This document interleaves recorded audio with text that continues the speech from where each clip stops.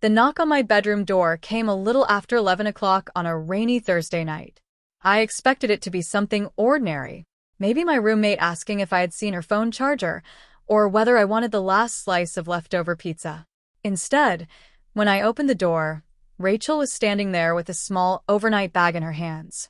Her eyes were red and heavy with exhaustion, and her fingers trembled as she gripped the handle. She looked at me for a long moment before whispering words that made my heart stop. "Can you refuse me tonight?" At first, I didn't understand what she meant.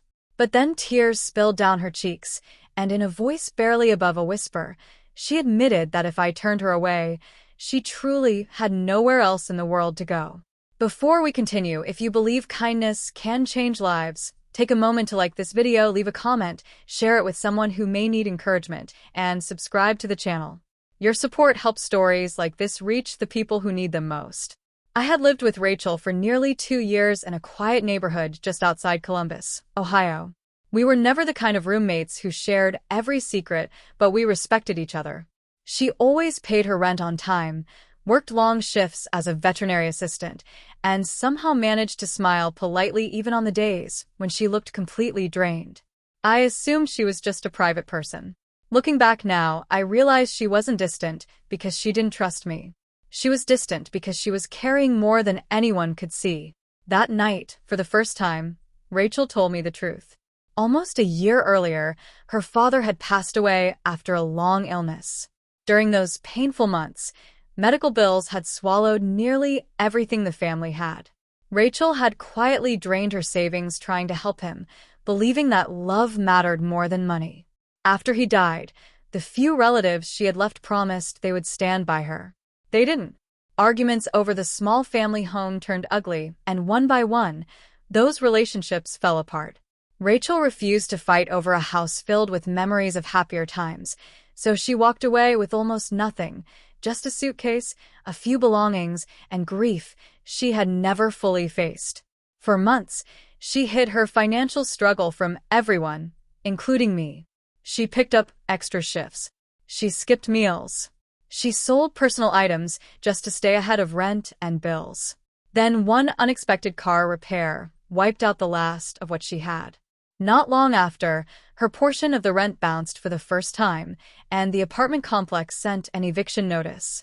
That overnight bag in her hands wasn't for a trip. She had packed it because she believed I deserved a roommate who wasn't becoming a burden. As I listened, I felt a wave of shame wash over me. I had been so busy chasing my own deadlines, building my own career, and managing my own life that I had missed the quiet suffering happening just across the hallway. I remember the nights she said she had already eaten dinner. I remembered how often the lights in her room were off because she was trying to save electricity. Suddenly, every small detail made painful sense. I looked at her and said the only thing that mattered.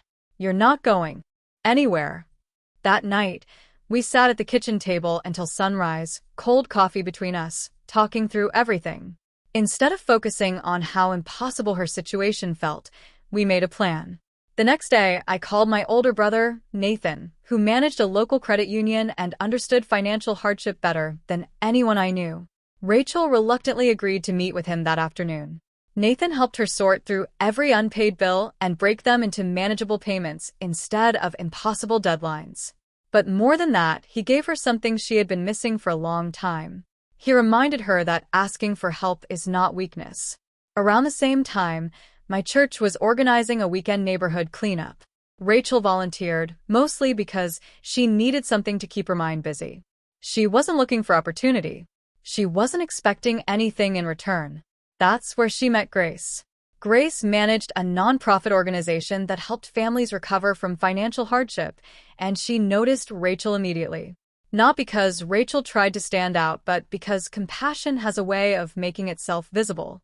After talking with her, Grace offered Rachel a better-paying position coordinating animal therapy visits for seniors and children in hospitals.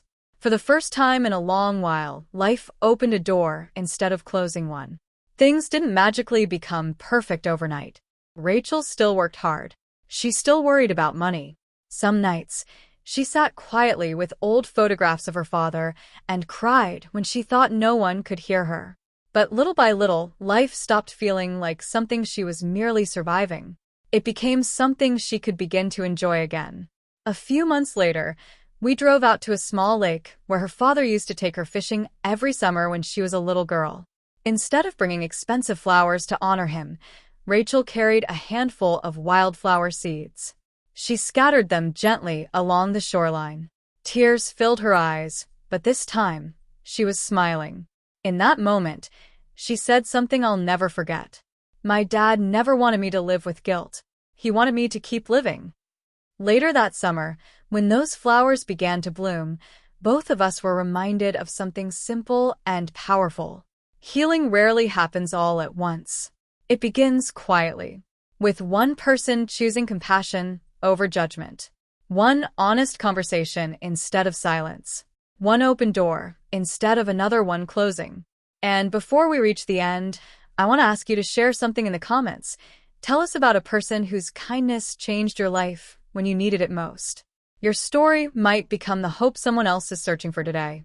Nearly a year after that rainy night, Rachel stood in our kitchen holding a homemade cake and laughing through tears. She admitted she had almost walked away forever because she truly believed she had become someone else's problem. Instead, she discovered something beautiful.